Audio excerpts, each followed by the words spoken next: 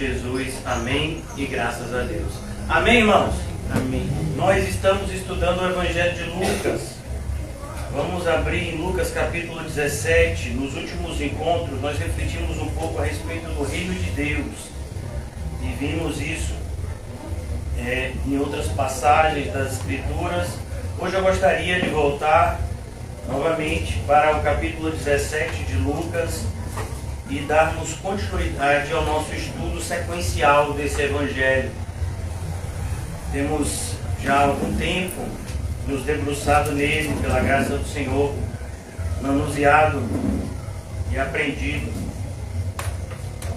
na Santa Palavra de Deus. Esse capítulo 17, só para que os irmãos possam se situar, ele traz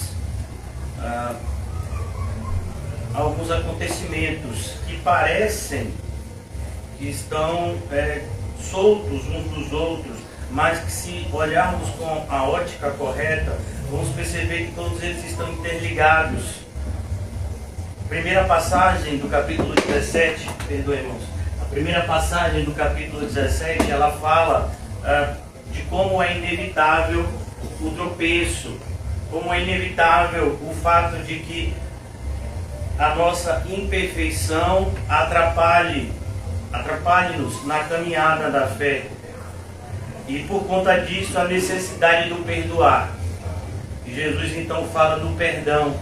E logo depois, Jesus nos ensina uma importante lição, que perdão e gratidão, eles sempre estão conectados.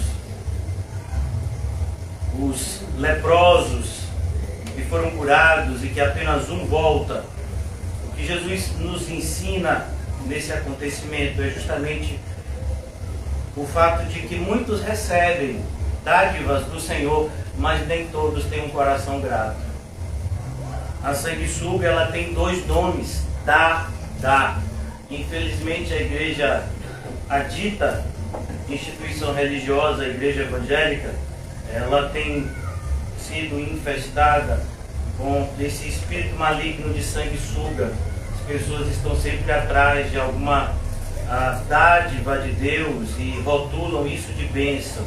Então, eu recebi isso, agora está me faltando aquilo, e mais aquilo, e mais aquilo. E daí nós percebemos quando se torna difícil perdoar. Porque se não somos gratos pelo que já temos, como iremos perdoar as ofensas que recebemos todos os dias? Então, a ingratidão e o perdão, eles estão sempre conectados, isso que o Senhor nos ensina. Por isso que aqui no capítulo 20, hoje iniciamos mais uma vez o estudo a partir do versículo 20, do capítulo 17. Jesus é interrogado, e perceba, é importante sempre a gente fazer a distinção dos grupos que aparecem no Evangelho. Você vai ver no Evangelho a expressão multidão, que são aqueles que curiosos, pessoas que estão muitas vezes desejosos de receber algo da parte do Senhor Jesus, mas não querem nenhum tipo de compromisso com Ele. Nós vamos ver o grupo dos discípulos, que são aqueles que de fato demonstram querer um compromisso mais íntimo, mas mesmo nesse grupo de discípulos existem pessoas que vão abandonar à medida que o caminho se torne mais estreito. Existe o grupo dos apóstolos, que nós sabemos que tem um traidor, que é Judas Iscariotes. Existe os líderes religiosos, que se subdividem em três grupos interligados, que são os fariseus, os saduceus e os doutores da lei, ou escribas. Os doutores da lei, os escribas, vocês já sabem, eram aqueles que copiavam as Sagradas Escrituras, uma vez que ainda não existia imprensa, e por conta dessa proximidade deles com as Escrituras, eles eram chamados de doutores da lei. Eles eram sempre procurados para tirar alguma dúvida ou ensinar alguma coisa acerca do que estava escrito na palavra do Senhor. E existiam os fariseus, que eram pessoas que, o próprio nome fariseu significa separados, pessoas que tinham uma religiosidade visível. Eles faziam de tudo para demonstrar externamente a religiosidade deles. Por isso que no Sermão do Monte, Jesus condena essa religiosidade farisaica. ele diz, olha, o jejum é bom, mas se você for jejuar, não é para você sair por aí mostrando para os outros que está jejuando, você não vai ter benefício. Ajudar o próximo é muito bom, mas não faça propaganda nisso. E depois, Jesus fala, orar é importantíssimo, mas a oração tem que ser feita pela motivação correta e não para aparentar para os outros que você é uma pessoa que tem intimidade com Deus por meio da oração, quando na verdade você não tem. Então aqui nós estamos diante desse grupo chamado fariseu. E existia, como eu falei, os irmãos, 3 grupos, os saduceus, que eram muito similares aos fariseus, só que diferente dos fariseus que acreditavam em todo o Novo Testamento, apesar de não obedecer ao Antigo Testamento, apesar de toda a hipocrisia deles, eles diziam acreditar no Antigo Testamento. Os saduceus não, eles acreditavam apenas nos 5 primeiros livros, que nós conhecemos como Pentateuco, os escritos de Moisés. Aqui, dito essas coisas, para que a gente possa se situar, Jesus agora está sendo interrogado pelos fariseus. Por que eu fiz toda essa explicação? Porque quando nós já falamos, no capítulo 16 começa o quê? Disse Jesus aos seus discípulos, não foi? Depois no capítulo 17 de novo, disse Jesus aos seus discípulos. E agora, o que está acontecendo? Há uma espécie, Jesus está caminhando com os seus discípulos e acontecia muito isso. Os fariseus se infiltravam nesse grupo e eles questionavam Jesus com perguntas maliciosas, com perguntas que na verdade não eram no interesse de aprender, mas no interesse de condenar Jesus com a resposta. Então, ainda assim acontece na igreja, principalmente naqueles que têm o dom do ensino, né, que foram chamados para o ministério da pregação. Nós somos sempre, infelizmente, procurados por pessoas com essa motivação maligna, de fazerem questionamentos simplesmente para demonstrar que eles estão certos e que nós estamos errados em algum ponto. E nós temos que estar preparados para isso. Não é por acaso que a característica essencial do obreiro aprovado é que ele manuseia bem a palavra do Senhor. Então, falar versículos bíblicos é muito fácil, né? Hoje em dia você não precisa nem escrever, você copia e cola, se tiver celular, né? Você coloca assim a mãozinha na Bíblia digital, e você copia o versículo e cola. Agora, entender e explicar, aí já é outra coisa. Tem pessoas até que podem conseguir entender, mas vão ter dificuldade de ensinar, porque não receberam o dom do ensino. E a gente tem que tomar cuidado, porque o Senhor Jesus, quando fundou e organizou a sua igreja, ele designou cada um a uma respectiva função, de maneira que nós não temos autonomia para nos movimentar nas funções. Ah não, eu quero ser músico. Ah não, eu quero trabalhar, sabe, nos bastidores. Eu não quero falar em público. Ou eu quero falar em público. Não cabe a você essa escolha. Ela foi já feita. Cabe a você obedecer ou não aquilo que o Senhor já predeterminou. Então, cuidado aqueles que estão querendo sair do lugar que Deus colocou, porque foi assim que os anjos se transformaram em demônios. Ou vocês nunca leram isso? Esses anjos, por que eles foram condenados? Porque eles não permaneceram no lugar da sua habitação. Eles quiseram se mudar sem autorização de Deus e foram expulsos do céu, e hoje conhecemos eles como espíritos malignos, demônios, anjos caídos e nomes semelhantes. Por isso, cuidado, seja obediente em relação àquilo que Deus manda. Interrogado pelos fariseus, mais uma vez a gente sabe que quando os fariseus se aproximam para interrogar Jesus, é sempre com o intuito de prová-lo, não com o intuito de aprender, infelizmente. Mas Jesus, até nisso, ele aproveitava essa situação para ensinar aos seus discípulos o que precisava ser ensinado. Nós temos todos os dias, irmãos, oportunidades para aprender, e normalmente as lições mais importantes, elas virão na adversidade e não na prosperidade. Infelizmente nós não aprendemos porque não passamos pelas adversidades da maneira correta. E aí por isso muitas vezes precisamos passar de novo por experiências para que possamos aprender. Interrogado pelos fariseus sobre quando viria o reino de Deus, mais uma vez, a visão do reino de Deus, dos fariseus, bem como dos judeus como um todo. Nós vimos aqui, quando estudamos recentemente os discípulos no caminho de Emaús, que os próprios discípulos de Jesus, eles tinham uma visão deturpada acerca do reino de Deus, e isso muito em virtude dos ensinos dos fariseus. Não se esqueça, o último profeta do Antigo Testamento, quem foi? Malaquias, até João Batista, que já vem no Novo Testamento, no nosso Novo Testamento. E Malaquias até João Batista são 400 anos, onde esse povo estava sendo ensinado de maneira errada pelos professores de religião, por assim dizer, que eram, na sua grande maioria, os fariseus. E eles esperavam um reino de Deus como que um rei como Davi, que vencesse os inimigos, que no caso eram os romanos, que colocasse eles para fora, que exercesse juízo contra Herodes, que sua família, que dominava na região há muito tempo, e eles eram imorais.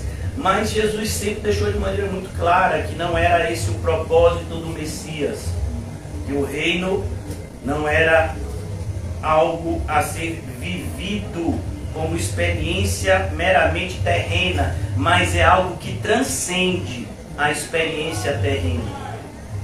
E ele é interrogado sobre quando viria o reino de Deus. Perceba, quando é que ele vem? Quando é que vem? Quando é que o Messias vai aparecer? O que eles estão perguntando é isso. Quando é que eles vão expulsar Quando é que eu vou expulsar os romanos da nossa região? Quando é que vai tirar esses saduceus da liderança do sumo sacerdócio? Quando é que vai tirar a influência da família de Herodes daqui da gente? Quando é que vai voltar a ter... Quando é que nós vamos voltar a ter um Israel próspero? Essa é a pergunta que eles estão fazendo a Jesus. E Jesus então responde: não vem o reino de Deus com visível aparência. Então Jesus diz: não é isso que vocês estão esperando, que é o reino de Deus. No Novo Testamento nós vemos o apóstolo Paulo se esforçando para ensinar isso aos cristãos. O reino de Deus não é comida e nem bebida, é justiça, paz e alegria no Espírito Santo. Isso é o reino de Deus. Com esse versículo a gente desconstitui completamente a teologia da prosperidade. O reino de Deus não é comida e bebida, como eles estão pensando e pregando na maioria das igrejas, mas justiça e paz e alegria no Espírito. Por isso o reino de Deus ele começa aqui. O título da nossa mensagem de hoje, só para que os irmãos possam se situar, eu gosto sempre de dar nomes às pregações, os irmãos já sabem: presente, passado e futuro. Em que tempo você está vivendo? E aqui, quando a gente estuda essa passagem, a gente percebe isso. Como nós, na sua grande maioria, eu tenho receio de dizer que a maior parte de nós que estamos aqui, de alguma forma, estamos vivendo ou no presente, ou no passado, ou no futuro. Dificilmente nós vamos estar vivendo no tempo correto, que é o presente, porque nós somos pessoas difíceis de obedecer. Então aqui Jesus diz: não vem o reino de Deus com visível aparência. Versículo 21, ele diz: e nem dirão, ei-lo aqui ou lá está. Porque a ideia era sempre essa: eles associavam a chegada do reino de Deus a algum tipo de acontecimento que fosse visível. E ainda que a volta de Jesus todo olho verá, como nós já sabemos, mas era importante, e eles haviam não somente se esquecido disso, mas eles haviam de propósito negligenciado esse ponto de que o Messias precisava vir para, de maneira substitutiva, pagar pelos nossos pecados. Se o Messias não fizesse isso, todos estaríamos condenados. Porque não há um justo sequer. Nós podemos, do ponto de vista da sociedade, nós podemos separar pessoas, né? Fulano é uma pessoa correta, fulano é uma pessoa incorreta. Mas isso é do ponto de vista dos valores de uma sociedade. Até porque isso muda. Se você pegar, por exemplo, a sociedade de 500 anos atrás, os usos e costumes, os valores daquela época eram muito diferentes dos de hoje. Então, aqui nós vamos ver como o Senhor Jesus está dizendo aqui, olha, cuidado, porque vocês estão querendo antecipar, vocês estão querendo fazer um outro caminho, que não o que Deus prescreveu. Que apesar do descendente da mulher, como nós já falamos aqui recentemente, pisar na cabeça da serpente, a serpente iria conseguir morder o calcanhar dele. Iria machucar. Então, eles haviam negligenciado deliberadamente esse ponto. Por quê? Porque eles não queriam nenhum tipo de sofrimento, e aqueles que estavam passando por algum tipo de adversidade, eles queriam que aquilo acabasse logo com a vida do Messias. É como hoje, né? Muitas pessoas enxergam Jesus como um solucionador de problemas. Um solucionador de problemas. Apenas isso. Por isso eles estão atrás. Onde está o gênio da lâmpada? Jesus diz, não é assim. Você não vai dizer, ele está ali, vai buscar ali. Ou então, não, vai buscar lá. E ele dá essa resposta extremamente enigmática para os fariseus. Para nós não. Que já compreendemos. Espero que sim. Porque o reino de Deus está dentro de vós. E o que Jesus quer dizer com isso? O que Jesus está dizendo aqui, irmãos, é o mesmo princípio que nós aprendemos em João 3. Vamos lá rapidinho? O irmão José já ensinou João 3 aqui algumas dezenas de vezes. Tomara que a gente tenha aprendido pelo menos um pouco. Aqui o Senhor Jesus está sendo questionado por um desses fariseus também. Mas não era só um fariseu. Ele era o quê? Um dos principais. Ele era alguém importante. E Jesus responde acerca do que nós estamos tratando, que é o reino. E respondeu Jesus, em verdade vos digo, se alguém não nascer de novo, não pode ver o reino de Deus. Percebe porque os fariseus não podiam dizer, está ali, ou está aqui. Por quê? Porque eles eram cegos. Jesus vai chamar esses mesmos homens de guias cegos, que não podem guiar outras pessoas porque eles mesmos estão perdidos.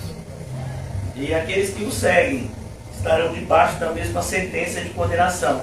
Então Jesus está dizendo que o reino de Deus começa quando a gente crê em Cristo, pelo Espírito. A gente recebe esse dom do Espírito Santo.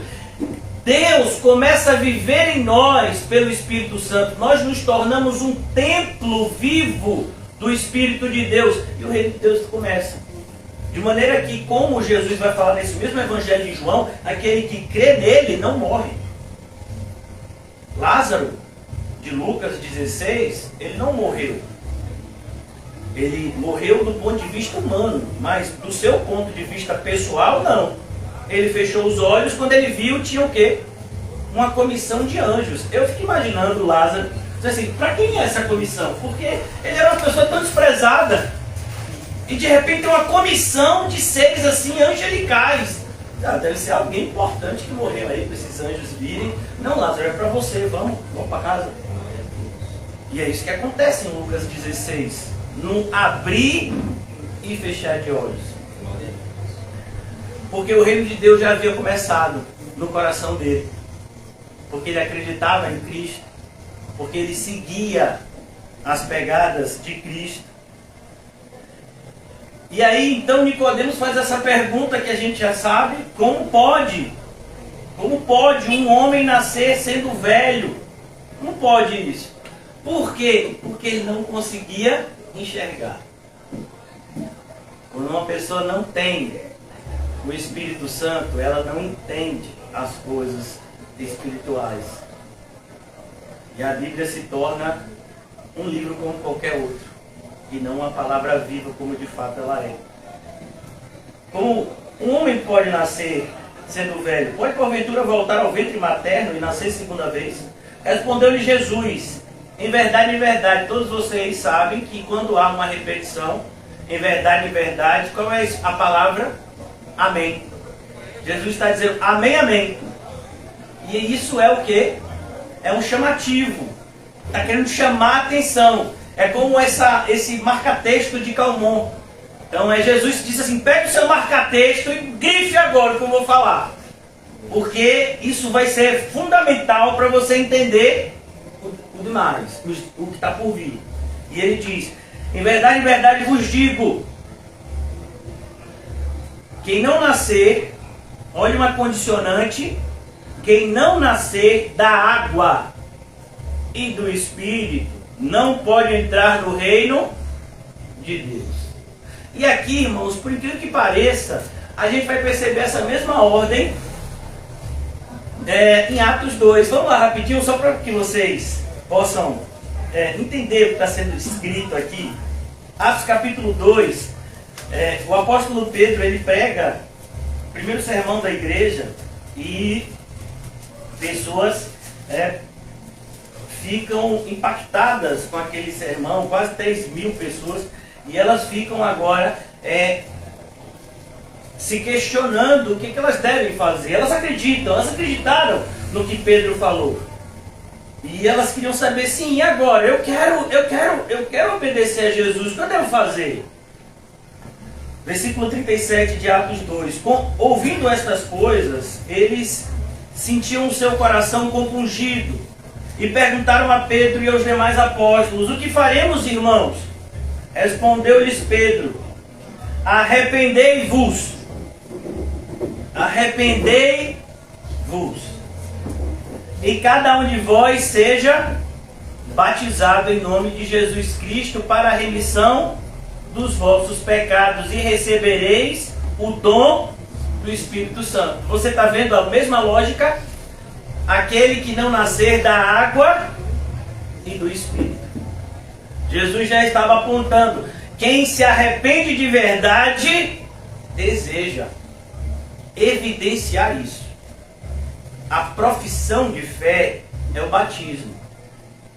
Hoje a gente tem isso reduzido em virtude de uma heresia, que é essa questão do aceite a Jesus, que você não vai ver em nenhum momento da igreja isso, a não ser nos últimos anos para cá, né, nos últimos 50 anos para cá. Mas durante toda a história da igreja, o momento em que a pessoa confirma, a pessoa externaliza o seu arrependimento e a sua fé em Cristo, é no batismo. Por isso, você tem que nascer da água, mas esse batismo da água, ele só tem validade se ele for pelo Espírito. Judas foi batizado pela água, Judas Iscariotes? Foi. Mas ele tinha o Espírito Santo? Não. No caso de Cornélio, foi o contrário. Cornélio e o pessoal da família dele, eles demonstraram ter o Espírito Santo e eles queriam ser batizados. E aí Pedro batizou eles, porque Pedro já tinha recebido essa missão do Senhor. E ele disse: como eu posso negar o Espírito Santo, como eu posso negar a água àqueles que já receberam o Espírito? Então perceba que o reino de Deus, irmãos, ele se inicia no momento em que essa obra de regeneração é feita em nós. E para que a gente não se engane, infelizmente tem pessoas indo nessa direção perigosa, que querem separar fé e obras, e elas nunca vêm separadas. A salvação é pela fé, e a gente não pode dizer nada contrário a isso. Mas a questão é, o nosso coração é tão enganoso, Satanás é tão ardiloso, que a gente pode achar que tem a fé verdadeira sem nunca ter tido. Como você sabe que a sua fé é verdadeira? Jesus disse que só tem uma forma de se conhecer a árvore, é pelo fruto. Só tem uma forma de conhecer a verdadeira fé, se de fato nós vivemos uma vida em que aquilo que praticamos é uma testificação do que professamos crer. Senão a nossa fé é falsa. Então, devemos ter muito cuidado, porque o que Jesus fala aqui em Lucas 17 para o fariseu é justamente isso. O reino de Deus está já dentro de vocês. Há algumas traduções que diz no meio de vós, no sentido de que está no meio de vocês. Mas, de acordo com a gramática grega, segundo os estudiosos, eu que não sou familiarizado com o grego, mas de acordo com os estudiosos do grego, há uma partículazinha que autoriza essa tradução, dentro de vocês, mais do que no meio de vocês, ainda que no meio de vocês também possa ser traduzido assim, mas a ideia é dentro, de cada um de nós. E nós vemos que essa é a ideia que mais está confirmada na Bíblia, como nós lemos agora João 3 e Atos 2. Então o que Jesus está falando aqui não é nenhum ensino que só tem aqui. Não, Jesus está falando desse ensino que está em todo o Novo Testamento e até no Antigo. A necessidade da regeneração. Porque todos nós nascemos na carne, mas só vai para o céu quem nasce do Espírito. Se a gente nasce na carne, vive na carne e morre na carne, a gente vai para onde? Para o inferno. É por isso que tem um puritano que ele fala que aqueles que nascem duas vezes morrem apenas uma. E aqueles que nascem apenas uma vez morrem duas vezes. E uma vez eu coloquei isso no Facebook, e aí uma pessoa que se dizia evangélica colocou um monte de interrogação e eu disse: não entendi nada. Isso é claro que não pode entender, com certeza, não estuda a Bíblia, nunca vai entender. Porque esse puritano que estudava muito mais a Bíblia que todos nós juntos entendeu. Então é imprescindível, irmãos, que tenhamos essa testificação para nós mesmos, em primeiro lugar. Sabe? Eu estou indo para o céu. Você tem que fazer essa pergunta para você e você tem que responder para você, com honestidade. Porque se você não tem essa resposta convicta no seu interior, como é que você consegue dormir? E a Bíblia diz que uma pessoa que conheceu o Evangelho, pelo menos assim do ponto de vista intelectual, e não tem essa resposta, o que resta para essa pessoa? Uma expectativa de juízo. Então, tome muito cuidado. Jesus está dizendo que o reino de Deus já começou dentro de cada um de nós. E agora Jesus se dirige ao segundo grupo, porque esse questionamento ele foi feito na presença dos discípulos. E os discípulos ouvem essa resposta e eles também ficam. E aí, como assim? E agora Jesus vai explicar as consequências do que ele havia dito. A seguir, dirigiu-se aos discípulos, dizendo: virá o tempo em que desejareis ver um dos dias do Filho do Homem, e não vereis. Irmãos, quem de nós não desejaria ter visto Jesus em carne? Só se você não for crente. Imagina. Uma cristã de mais de 80 anos, quando viu Jesus beber, ela nem ouviu o sermão de Jesus. O sermão de Jesus que ela ouviu foi ué! Ela já ficou, sabe, maravilhada. Um outro senhor de idade, quando viu Jesus beber, ficou mais maravilhado ainda e disse: agora pode me despedir em paz. Eu já posso morrer. Mas você ainda nem ouviu o sermão de Jesus. Mas eu já vi ele. Eu já acreditava nele antes dele vir. Você lembra de Abraão? Abraão viu o meu dia e se alegrou. Por isso o título da nossa mensagem é Presente, Passado e Futuro. Ou Passado, Presente e Futuro, né? Se você quiser uma lógica temporal. Qual é o tempo que você vive? Por exemplo, quem não perdoa está vivendo aonde? No passado. A pessoa que te machucou, ela te machucou quando? Quando foi que ela te machucou? Em que tempo ela te machucou? No passado. E você devia o quê? Perdoar. Para poder você viver o presente. Livre, tranquilo. Enquanto você não perdoar essa pessoa, você está presa ao passado. Todas as nossas preocupações e angústias, elas estão em um tempo. Qual? Futuro. Será que vai acabar o feijão? Misericórdia. Será que tem pão em casa? Oh, Senhor. Será que o cartão, esse mês estourou? Salva-me, Senhor. Será que o meu teste de Covid deu positivo? Eu não fiz teste de Covid não, viu, irmão? Eu quero dizer, eita, pastor, fiz teste de Covid. Não fiz não, viu? Tá tudo, pelo menos aparentemente, né? Será que eu vou morrer? Né? Você de repente, eu não sei se vocês são assim, né? Eu não gosto de viajar de avião. Então, vamos imaginar que eu tenho que ir pregar na África ou na Ásia e tem que entrar num avião. E aí, será que eu vou morrer nesse avião? Olha a preocupação. Nem entrei ainda, nem decolou. Sempre fica nesse tempo. E o presente, a gente deixa de viver. E a gente vê a raça humana como um todo, infelizmente a igreja evangélica indo junto. Presa nesses dois tempos, passado e futuro. E deixando de viver o presente.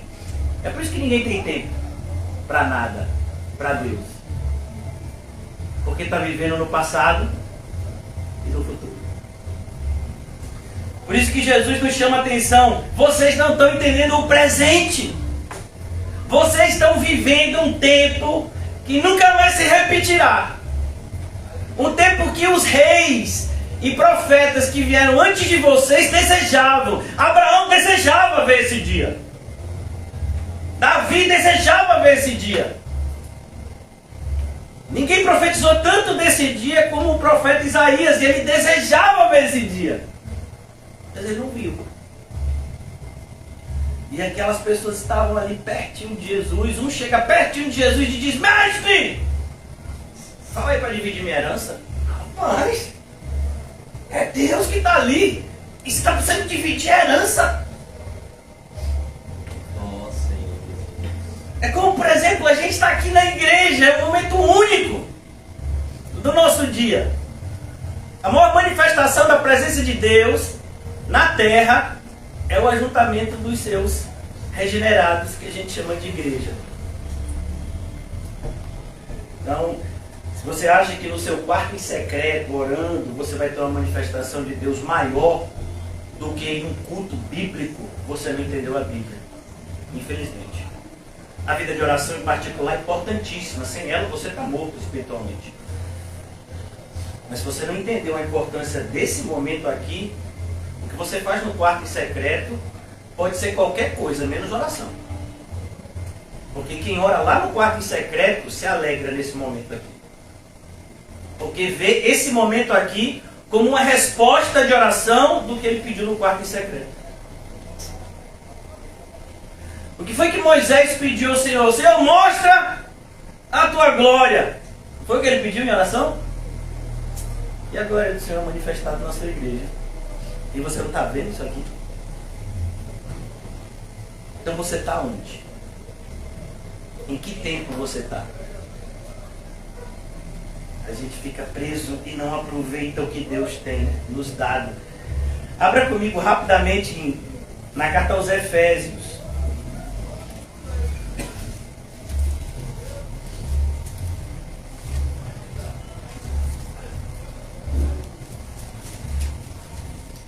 A carta aos Efésios, capítulo 1, versículo 3.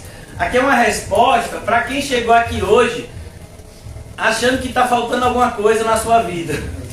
Ó Senhor Jesus. Eu vou dizer que você não está procurando direito. Olhe direito. Socorro. Efésios 1:3. Amém? Amém.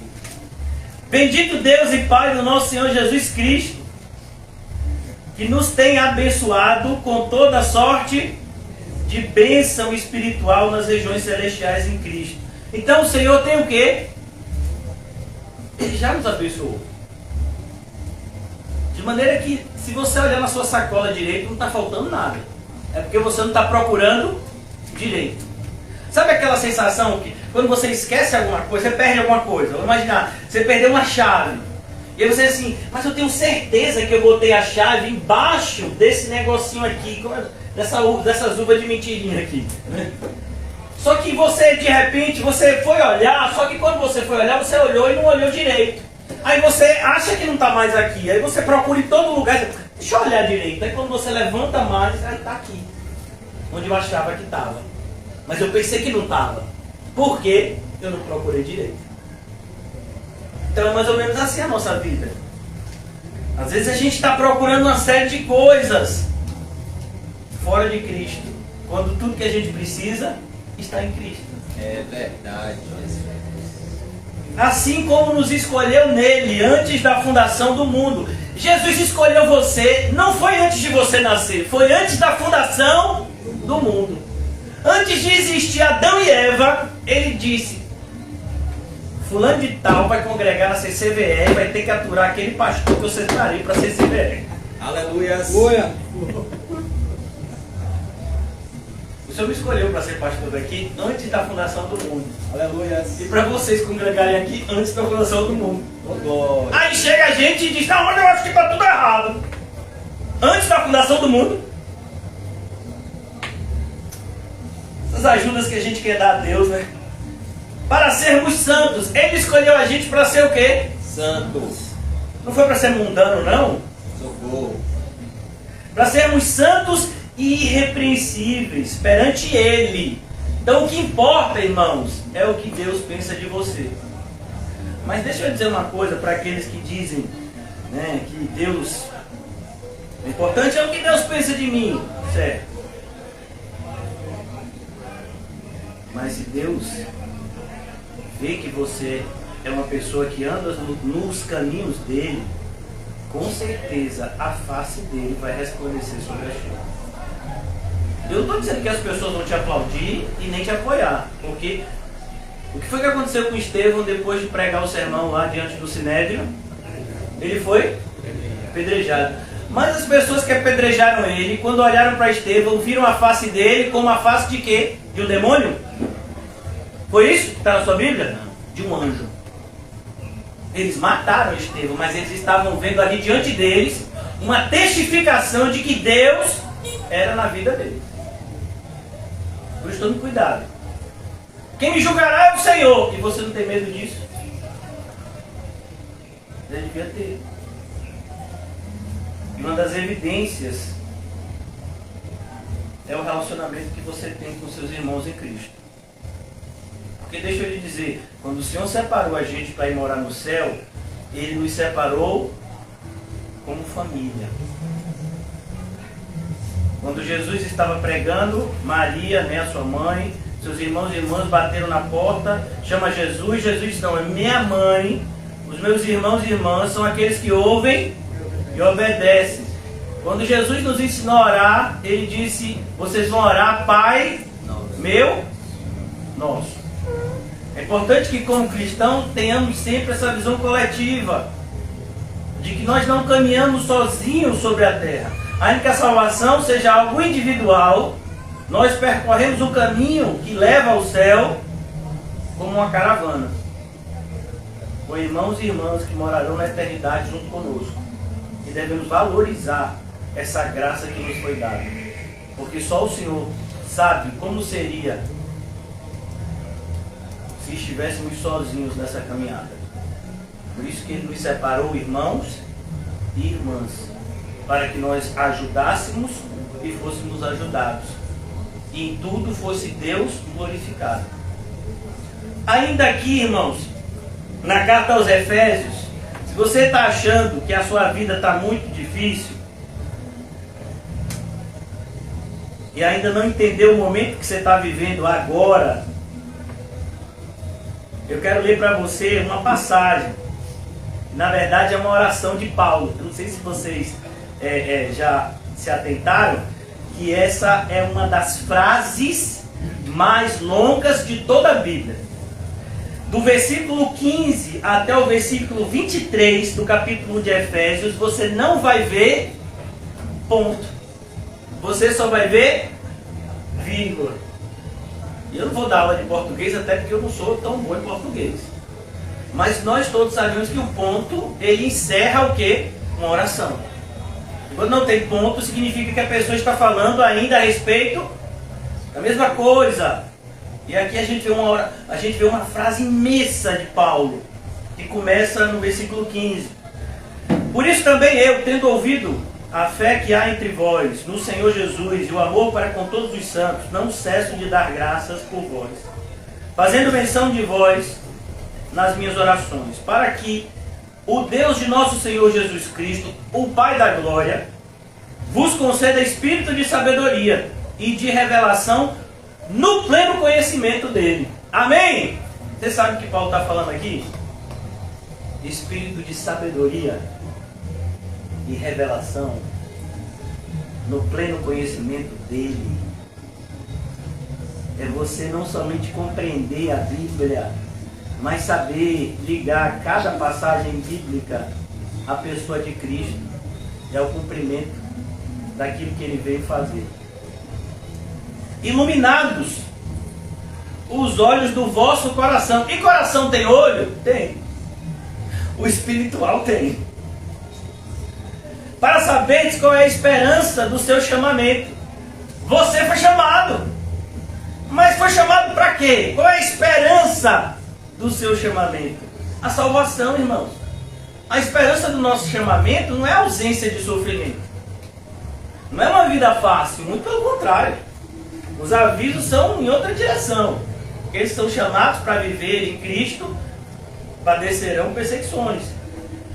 Mas ele diz aqui, qual é a esperança do seu chamamento? Qual a riqueza? A riqueza sempre está associada ao quê? A algo espiritual e nunca coisa material.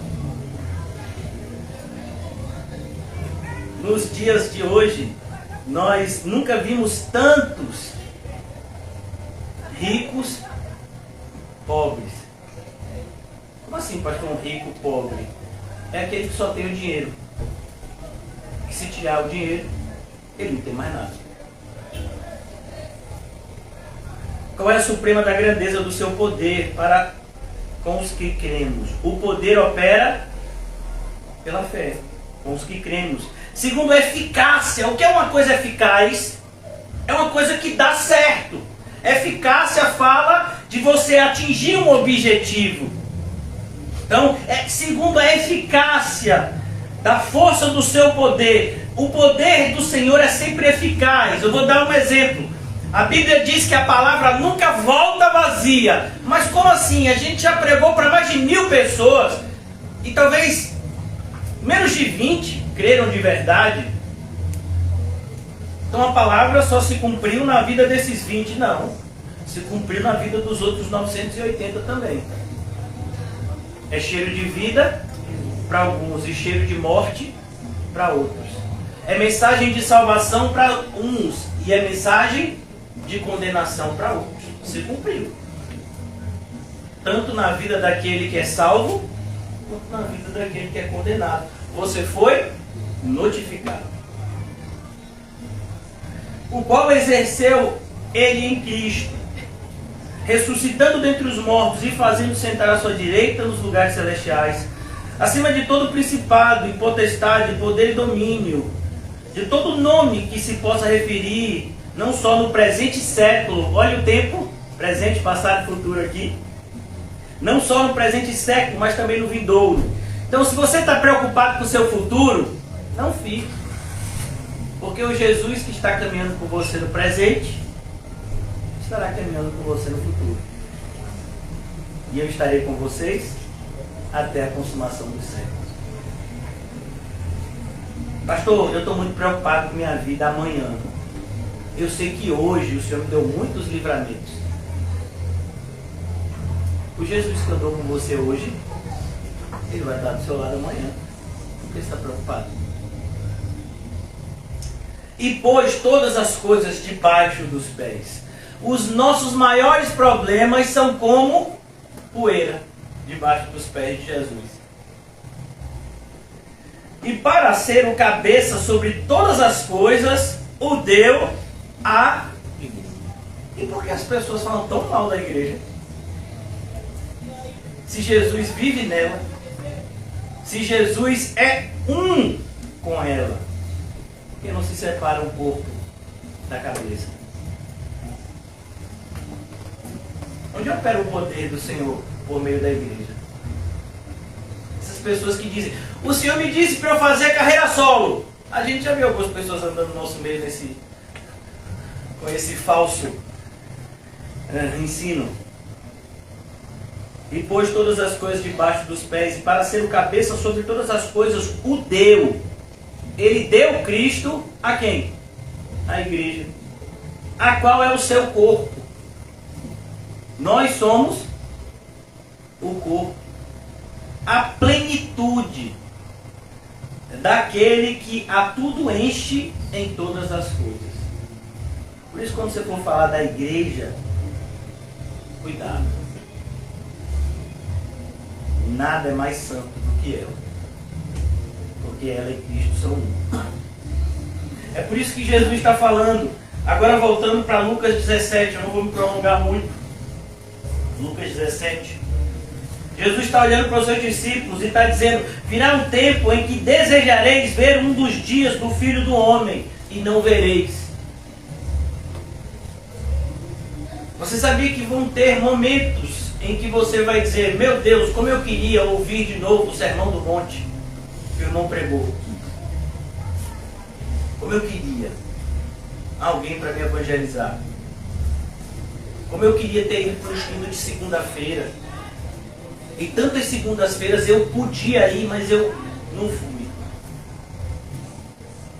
Como eu queria ter me batizado, mas eu procrastinei tanto isso e agora não dá mais. Por isso, irmãos, é importante que a gente perceba a urgência do arrependimento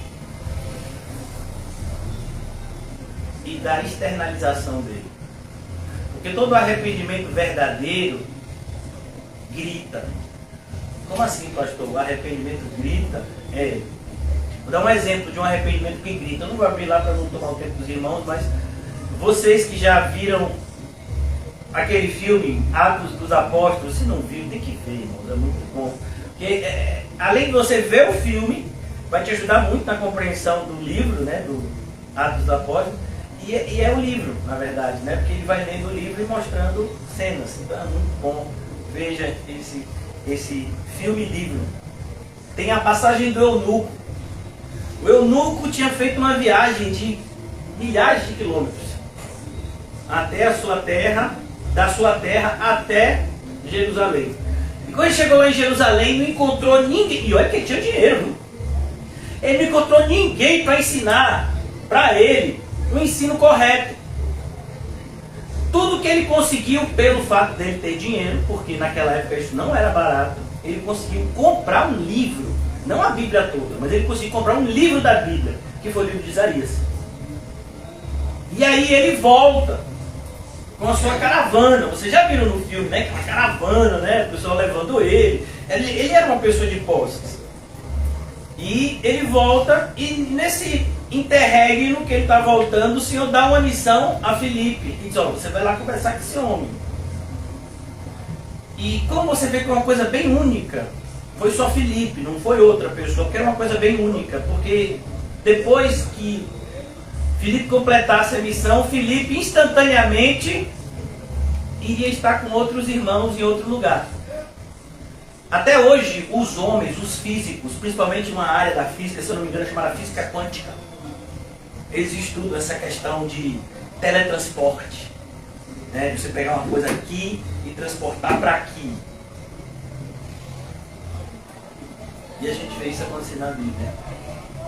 Você sabia que a distância de onde Filipe batizou o eunuco até onde ele foi É mais de 100 quilômetros.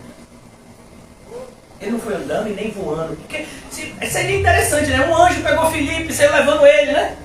Não, ele fechou o olho, abriu o olho, puxa, está em Azoto. Mais de 100 quilômetros de onde ele estava evangelizando o eunuco, no deserto. Então era uma pessoa só a passagem de teletransporte, mas ele já estava com a igreja de novo. Então cuidado para pessoas que vão pegar essa passagem para justificar uma missão, né, por aí, de maneira individual. Então não tire a palavra do seu contexto. Mas voltando agora, esse eunuco, ele volta. E ele está lendo o livro de Isaías. E ele está entendendo alguma coisa? Nada. É como as crianças aqui hoje. Elas sabem ler. A maioria delas já foi alfabetizada. Mas se elas pegarem a Bíblia para ler, elas vão ter dificuldade até por conta do português. Porque o português da Bíblia, pelo menos na maioria das traduções, é um português um pouco mais rebuscado. Onde nós vamos encontrar palavras que não são palavras que a gente usa no nosso dia a dia.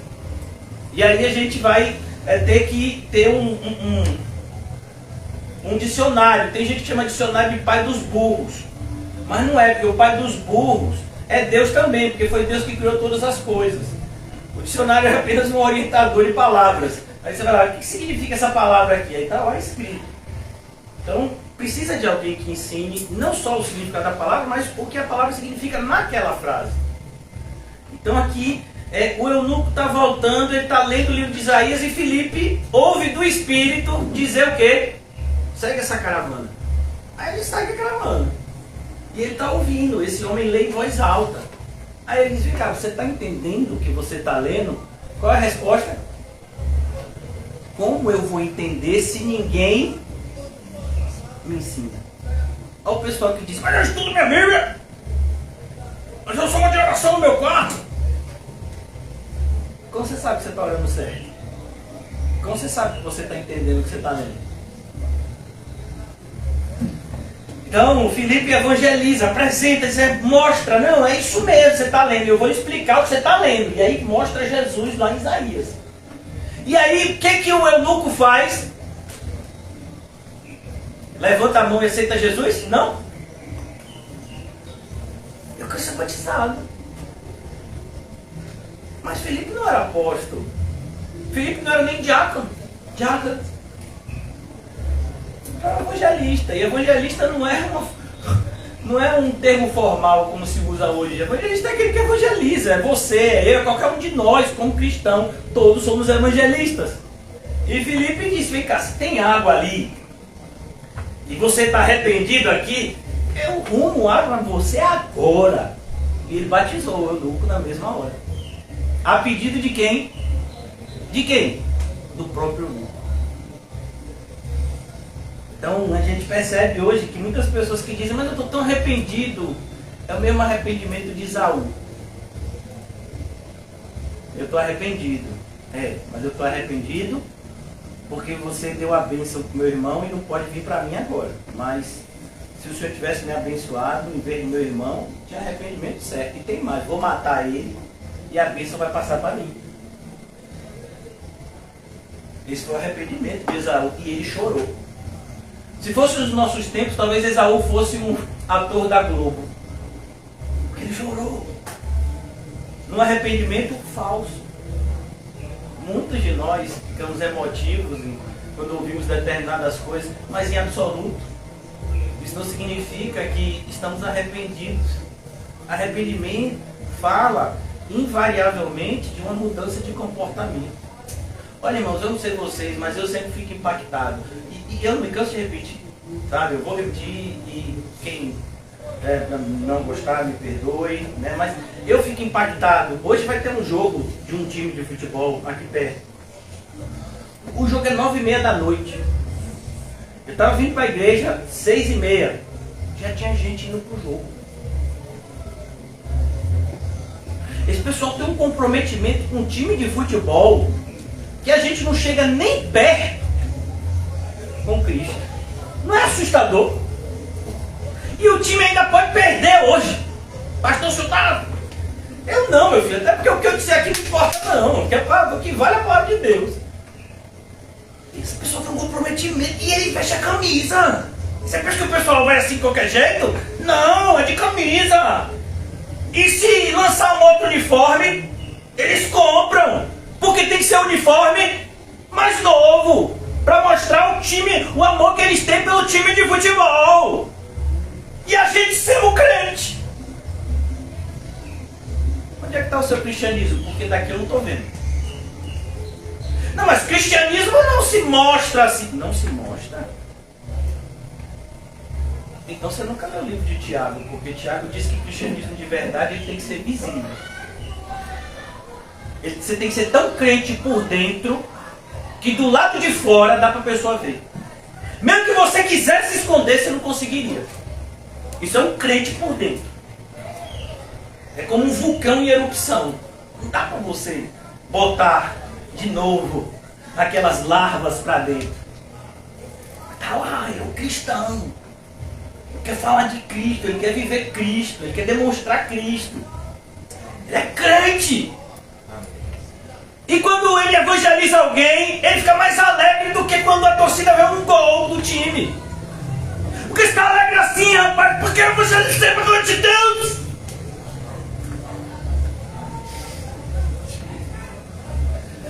Mas a pessoa não creu. A pessoa não está nem aí para Jesus. Mas ele me usou. Isso me basta. Glória a Deus. É verdade.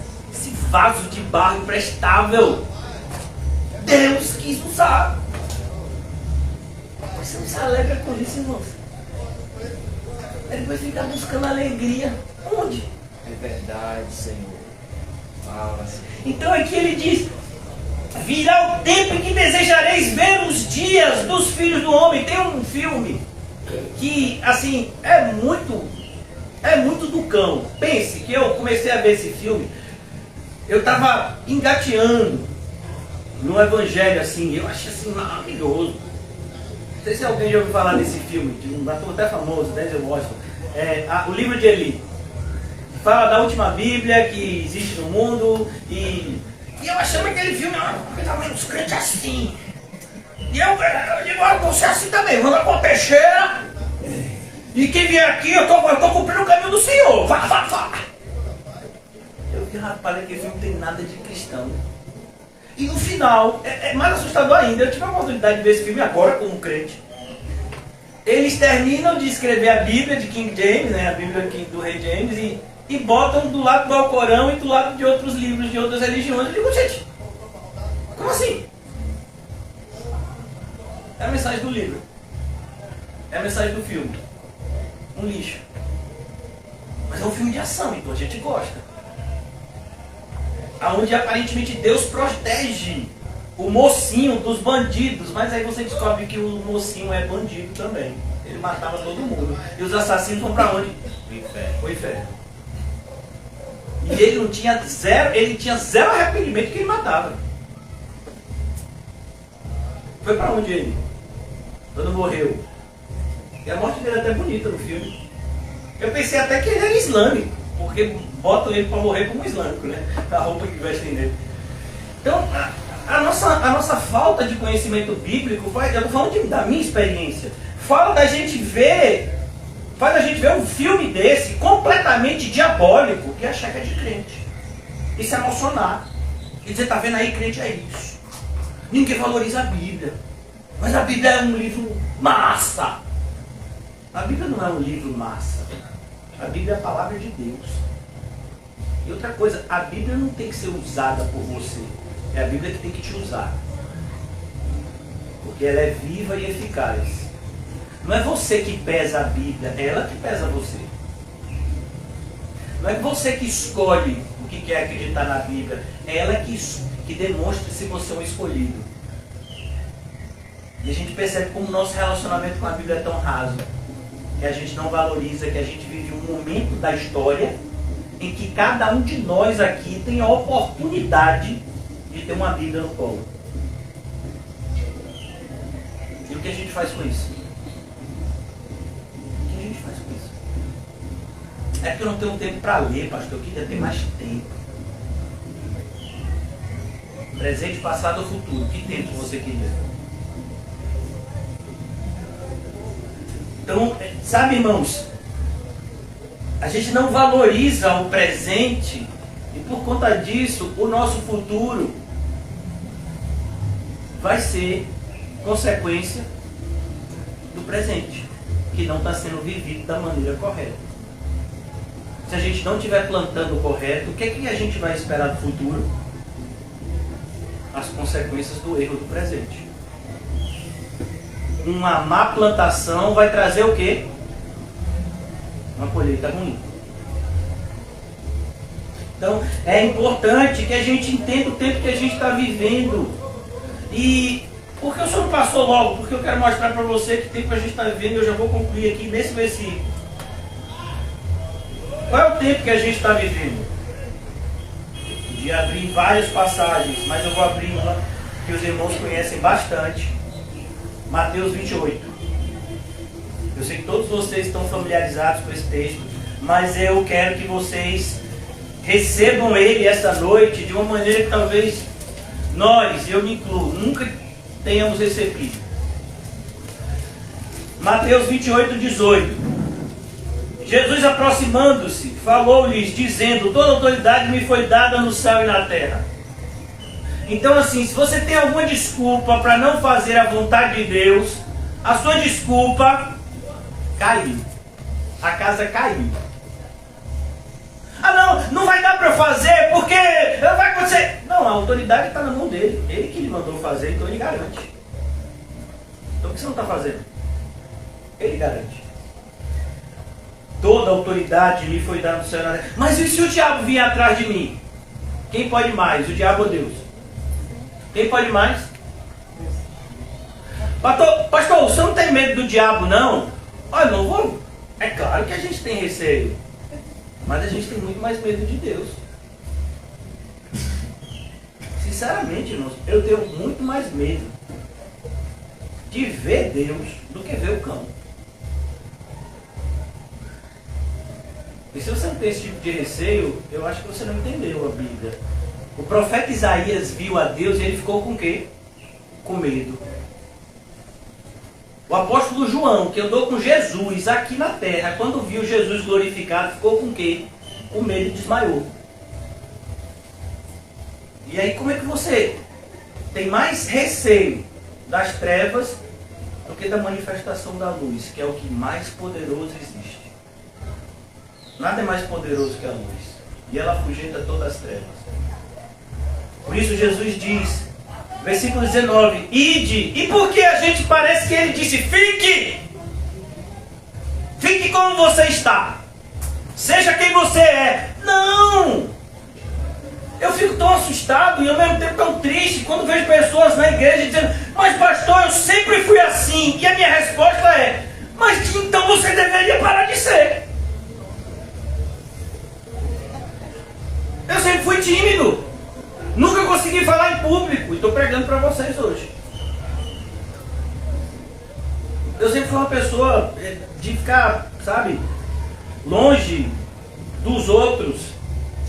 E tive que me tornar uma pessoa que tem que estar perto das pessoas para ajudá-las, ampará-las. Essa semana precisei aconselhar algumas pessoas com problemas seríssimos. Então é importante, irmãos, você entender que Jesus não chamou você para ficar do jeito que você está. Se você não saiu da sua zona de conforto ainda, você está perigoso, você está numa situação perigosa. A zona de conforto é o lugar mais perigoso que você pode estar. A zona de conforto é um lugar de condenação. Por isso ele diz, ide, saia da sua zona de conforto.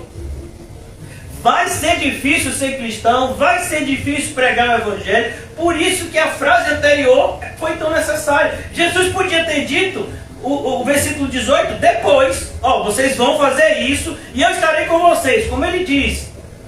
Mas ele antes já disse, eu estou com vocês, viu? Tranquilo.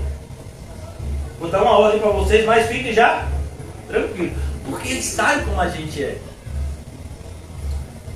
Ide, portanto, e fazei. Parece que a gente está lendo assim, plante igrejas e encha elas, com um monte de gente que não acredita em Cristo. Parece que o versículo diz isso. E ninguém está mais ligando. Porque se você for pregar o evangelho como a gente faz aqui, a tendência é que a igreja não cresça quantitativamente. Muito pelo contrário. A tendência é que algumas pessoas que passam tempo com a gente, à medida que perceberem que o chamado é sério e que o caminho é estreito, elas vão embora. E como se explicar esse fenômeno do movimento evangélico que está crescendo do ponto de vista numérico, de maneira assombrosa? Porque não é o evangelho que as pessoas estão pregando. Se fosse o evangelho, não tinha essa quantidade de gente se dizendo evangelho. Se falar o evangelho para a maioria dos evangélicos hoje, eles vão dizer: esse Jesus eu não quero, mas esse é o Jesus da Bíblia. Mas esse eu não quero. Como assim você não quer? Você é evangélico. Não, eu sou evangélico de acordo com o que o meu pastor falou, que meu Jesus vai me dar tudo que eu peço. Mas esse Jesus que mandou eu renunciar a tudo, tomar minha cruz e seguir a ele, esse eu não quero não. Você é doido? Minha vida já é tão difícil, eu ainda tenho que renunciar mais. Jesus manda fazer discípulos. E ele já havia dito: ninguém pode ser meu discípulo se não renunciar a tudo para me seguir. Renunciar a quê? A tudo para me seguir. Ide, portanto, e fazei discípulos de todas as nações. Mais uma vez, não há espaço para nacionalismos, como tem surgido aqui no Brasil, na igreja evangélica. Você já viu os evangélicos botando a bandeira do Brasil? Se abraçando e botando um monte de versículo bíblico. Bandeira de Brasil? E desde quando tem divisão geográfica para reino de Deus? Deixa eu pegar o evangelho no mundo inteiro. Mundo inteiro, sem negócio de bandeira. A nossa bandeira é Cristo. E não um país que a gente nasceu. Se a gente nasceu aqui, foi pela vontade de Deus. Não para que nós viéssemos a olhar para o nosso país como se fosse um local melhor do que outro. Não. Mas um local que precisa do evangelho tanto quanto todos os outros demais locais da terra. Fazei discípulos de todas as nações, batizando-os em nome do Pai, do Filho e do Espírito Santo. E a gente tem na igreja evangélica pessoas que congregam há anos e nunca se batizaram. É porque eu não sou casado, mas é porque eu não sei o quê. É porque... Perguntando se você é casado no papel. Eu já perguntei para alguém que batizei se é casado no papel ou não. Já perguntei. João, já perguntei a alguém se era casado no papel ou não, antes de batizar. Porque João está desde o começo. Não, irmão, é você e Deus. Agora não adianta você dizer que é crente e não é batizado. Você não é crente. Você é um simpatizante. Do ponto de vista da Bíblia, tinham os gentios piedosos. Eram aqueles que eram simpatizantes da religião judaica, mas que não queriam um compromisso mais íntimo. Então a gente tem um monte de simpatizantes do cristianismo que lotam as igrejas, mas nunca se batizaram e assumiram um compromisso íntimo. Nosso chamado é esse. Pastor, por que o senhor está lendo essa passagem? Porque o nosso hoje tem que ser isso aqui, ó. O nosso presente tem que ser isso aqui. A sua ocupação é essa. De maneira que as outras coisas são consequência disso. Eu sou um cristão, eu tenho que fazer discípulos, eu tenho que pregar o evangelho, e eu vou fazer isso também no meu trabalho, na minha casa, no meu bairro, em tal lugar, em outro lugar. Mas eu não estou fazendo as outras coisas primeiramente, não. O meu primeiro é isso. As outras coisas são um campo missionário. Então, o seu trabalho é um campo missionário. A sua faculdade é um campo missionário. O seu colégio é um campo missionário. A sua família é um campo missionário. O seu bairro é um campo missionário. Porque isso é o seu presente. Até que Jesus volte. Esse deve ser o nosso tempo presente. A gente tem que viver isso todos os dias. Foi o que ele falou em Mateus 6,33. Buscai, pois, em primeiro lugar o reino de Deus e as suas justiças, e as demais coisas vos serão acrescentadas. Ensinando. Mas como é que eu vou discipular uma pessoa? Ensinando. E a gente ensina de duas formas. A gente ensina com a palavra e com exemplo. Não adianta nada a gente falar uma coisa e fazer outra. Então é perigoso. Ensinando-os a guardar algumas coisas? Não, ensinando a guardar todas as coisas. É por isso que a fé cristã verdadeira é tão difícil. Porque a gente não pode negligenciar determinados preceitos, porque são difíceis de se praticar. Dá um exemplo. Quem aqui acha fácil perdoar? Mas eu posso dizer que a gente pode ser cristão sem perdoar? Eu posso dizer isso? Eu posso dizer que os assassinos, se você matar em legítima defesa, você vai para o céu. Eu posso dizer isso? Posso? Porque não está na Bíblia. Na Bíblia diz, se você morrer para a glória de Cristo, céu. Mas não tem matar para a glória de Cristo. A gente mata o nosso eu. Num combate diário, todos os dias. A gente tenta matar o nosso eu, porque a gente não consegue, ele não morre, né? Então a gente subjuga. Correção. Mas aqui, ensine a guardar todas as coisas, de maneira eu não posso. Por isso que é tão difícil hoje em dia você pastorear uma igreja. Porque existem pontos que eu vou falar com vocês que é difícil de ouvir. Existem ensinamentos na Bíblia que são muito difíceis de praticar. Por isso que o caminho é estreito. Por exemplo, vou dizer uma coisa a você aqui, que vocês não vão gostar de saber.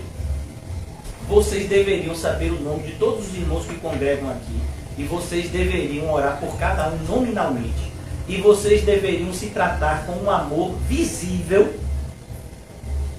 todos os dias. Eu sei que vocês ainda não fazem isso. Mas deveriam. Deveriam. E aí? Eu vou deixar de falar isso. Por quê? Porque quando eu falo isso, alguns irmãos podem ficar desconfortáveis. Mas e quem disse que é para você se sentir confortável aqui? Aqui é o lugar que você mais tem que se sentir, entre aspas, desconfortável. A sua carne tem que se sentir desconfortável aqui. Para que o seu espírito seja cheio. A sua carne vai ser esvaziada. A igreja é isso.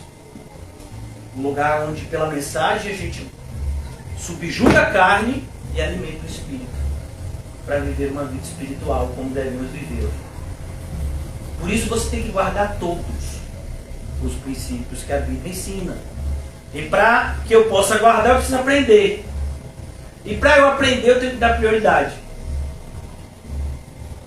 Hoje, um irmão falou, e é verdade. A gente tem dado o resto para Deus. Sim. E aí?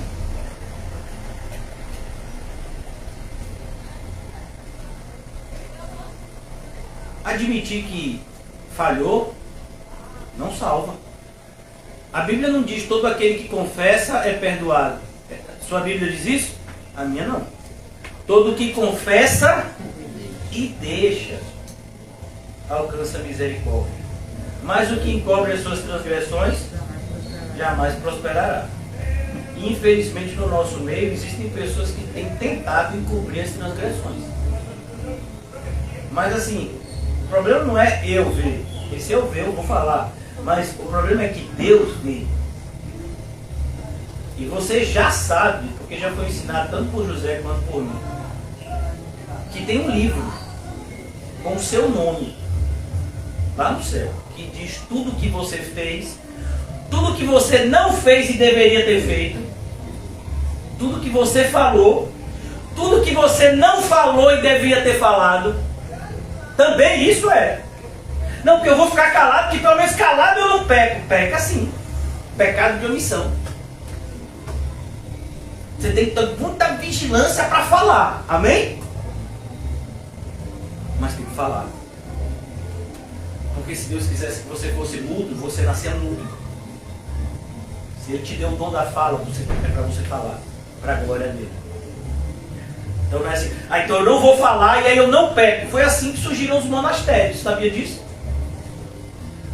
O pecado tomou conta do mundo. Então os monges, na Idade Média, foram viver isolados. Em monastérios. E o que aconteceu? O pecado estava lá com eles também. Porque o pecado está dentro, não fora. Então a gente tem que tomar cuidado, irmãos. É tudo. Você tem que obedecer tudo. E se você quer um lugar de ponto de partida, você que não aproveitou, deveria ter aproveitado. Um ponto de partida para a gente aprender a obedecer tudo é o Sermão do Monte. Eu não disse que é só o Sermão do Monte. Eu disse o quê? Um ponto de partida. E aí você vai ver em muitos outros livros, como Romanos, como Coríntios, como a própria carta aos Efésios, que a gente leu, tem mandamentos que a gente tem que cumprir. Por exemplo, em Efésios diz como o marido tem que tratar a esposa, como você tem que tratar o filho, como o filho tem que tratar o pai, como um empregador trata o empregado, como o empregado trata o empregador. Lá em Efésios diz como é que tem que ser feito esse tratamento. E a gente não pode dizer, não, mas isso aqui foi naquela época. Não, isso não foi naquela época. Porque a palavra de Deus não tem presente, passado e futuro. Ela é eterna. Concluindo. E eis que estou com vocês, ensinando a guardar todas as coisas que vos tenho ordenado. E eis que estou com vocês. Perceba, Jesus, ele vai e ratifica. Ele vai lá e confirma o que ele falou. Olha, toda a autoridade me foi dada. E agora ele diz, debaixo de toda essa autoridade que me foi dada, eu mando vocês para fazer essa tarefa que eu sei que é humanamente impossível. Mas eu não estou chamando vocês para cumprir essa tarefa de maneira humana, mas de maneira espiritual. E eu vou estar com vocês todos os dias. Todos os dias. Até a consumação dos séculos. Por isso, irmãos, agora voltando para o versículo. Virá o tempo em que desejarei ver um dos dias do Filho do Homem e não o vereis. Vai chegar um momento em que você vai desejar ter uma Bíblia dessa para ler.